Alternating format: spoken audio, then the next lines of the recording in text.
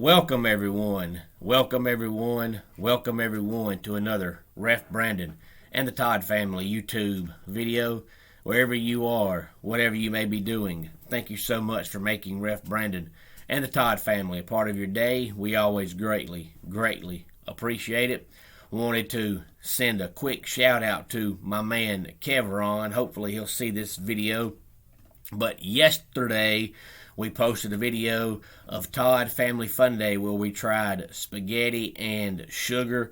We didn't really know how much sugar to use because when we read the article and heard about it, somebody posted on social media that their mom would put sugar in spaghetti and they wanted to know if anybody else did that, and people were like, yes, no, things like that.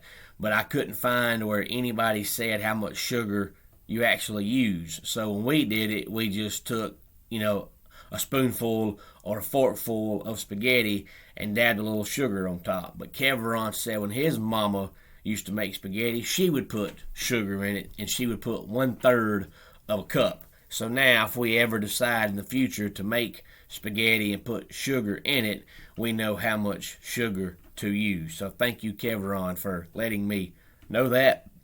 Today we're going to be talking about all the Major League Baseball trades that I think have ramifications coming up in the future. We're not going to talk about all of them because some of them are just basically like minor league guys being traded for minor league guys, or bench guys being traded for bench guys, and to me that really don't make much of a difference. But some of the ones that will have ramifications either later on this year or in the future we'll talk about. And we'll also talk a little bit about the NBA since they just had the NBA draft on Thursday night. Before we get into that, let me go ahead and say that I don't mean to brag, but cashiers are always checking me out. And yes, that is your dad joke of the day. So now we'll go ahead and talk about the Major League Baseball trades that I think means something, whether it's now or for the future. It's obvious that the Cubs and the Nationals are both in rebuilding mode. The Cubs traded basically everybody and anybody that has a name on their team, with the exception of Jason Hayward and the catcher Wilson Contreras. And I don't think they traded Contreras because of the fact he's a catcher who can hit and catch, and you don't see that very often. And I'm not sure why they didn't trade Hayward, because his contract runs out at the end of next year, and it's obvious they're not going to bring him back. So if you're not going to bring him back and his contract's only for one more year and he's not doing the whole lot this year and you're in rebuilding mode, I don't know why you would keep him, but they did. But in the Craig Kimbrell trade, he goes across town to the White Sox, and they picked up Nick Madrigal and Cody Hewer. Anthony Rizzo got traded, and they picked up Alexander Vizcaíno and Kevin Alcantara. Javier Baez got traded, and they picked up Pete Crow Armstrong, who is a big-time minor league prospect. And Chris Bryant got traded to the Giants, and they picked up Alexander Canario and Caleb Killian. And then the Nationals traded Max Scherzer along with Trey Turner. Now, Max Scherzer has been, in my opinion, the top pitcher in Major League Baseball now for about 10 years. He was in the running there for a while with Clayton Kershaw, but Kershaw's kind of faded a little bit. Then he was in the running there for a while with Justin Verlander, but Verlander is not where he used to be. So in my opinion, the two best pitchers in baseball right now are Max Scherzer and Jacob deGrom. And speaking of Jacob deGrom, he has been shut down for at least 2 more weeks as he continues to feel discomfort. He may not be back this year. They have not said, but he's shut down for at least 2 more weeks. But Max Scherzer and Trey Turner go to the Dodgers. And in exchange, the Nationals pick up Josiah Gray, Kybert Ruiz, Gerardo Carino, and Donovan Casey. So the Nationals got 4 prospects in return. So really the only named player the Nationals have right now outside of Steven I'm Always Hurt Strasburg is the outfielder Juan Soto. I know they've still got Ryan Zimmerman, but he's 37 years old now, and he's basically a bench player. So he'd be a name player 5 years ago, but not anymore.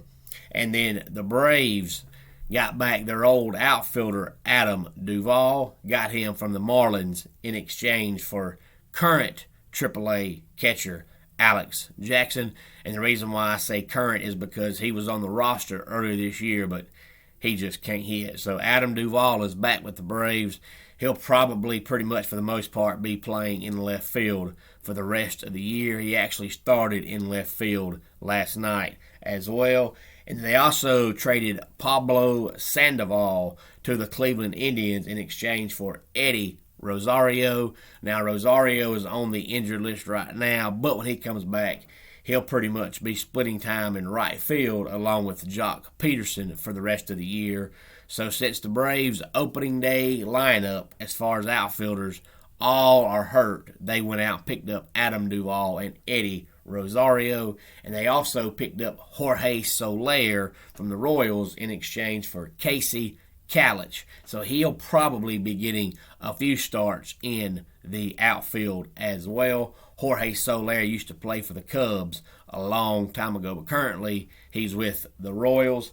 And then they also picked up Richard Rodriguez, who is a relief pitcher from the Pirates, in exchange for Bryce Wilson and Ricky DeVito.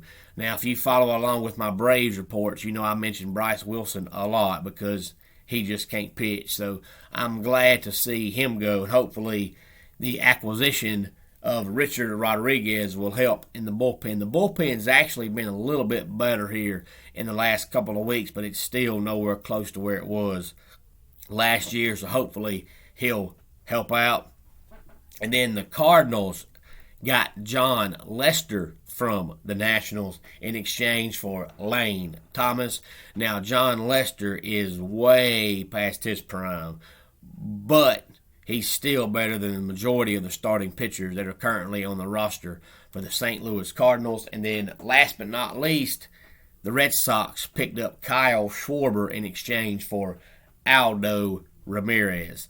So that's just a few of the Major League Baseball trades that I think will have some bearing on the future, whether it's the rest of this year or next year in the years down the road.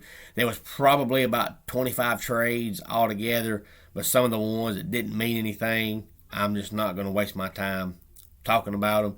But I will say that if you look at Kimbrel and Rizzo and Baez and Bryant, it'll be fun to see if any of those guys go back to the Cubs either after this year or in a year or two when their current contract runs out. I think Javier Baez had a couple of really good years. He's kind of faded since then, but it's still hard to find a good shortstop. And I'm sure the Mets wanted him because of the fact that Francisco Lindor is hurt right now. But Baez used to be a great player. Now he's just a good player. He would still help a lot of teams, especially down the stretch, because of the fact he is a really good defensive shortstop. Now, as far as the NBA goes, I want to make a quick shout out to my man Marcellus.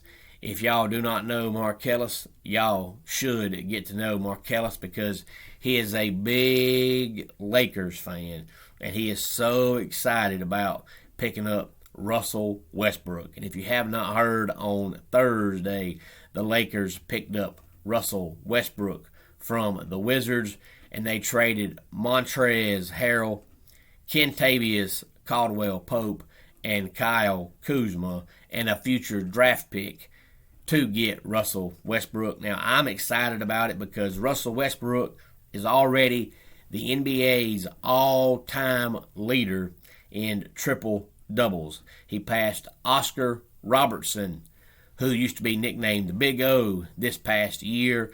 And, of course, Westbrook is nowhere near retirement, so he'll shatter and destroy that record by the time it's all said and done.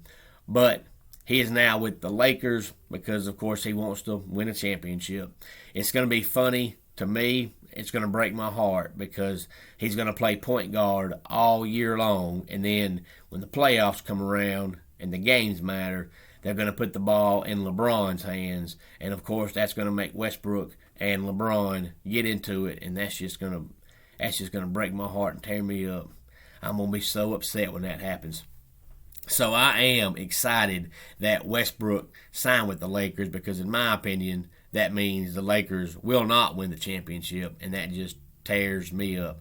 But do want to say congratulations to Cade Cunningham, who was drafted first overall in the NBA draft Thursday night. He'll be going to the Detroit Pistons. And if you're not sure who Cade Cunningham is, he is from the Oklahoma State Cowboys.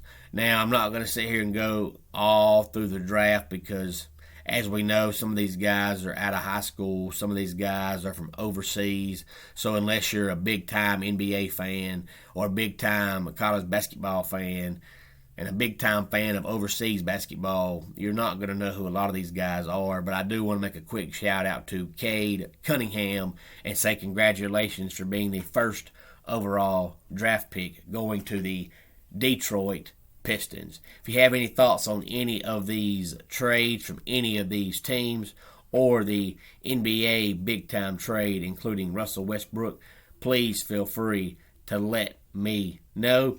And until next time, it's Ref Brandon saying, just like in pro wrestling, life can be over by the count of 3. Tell your friends and family how much you love them. Bye.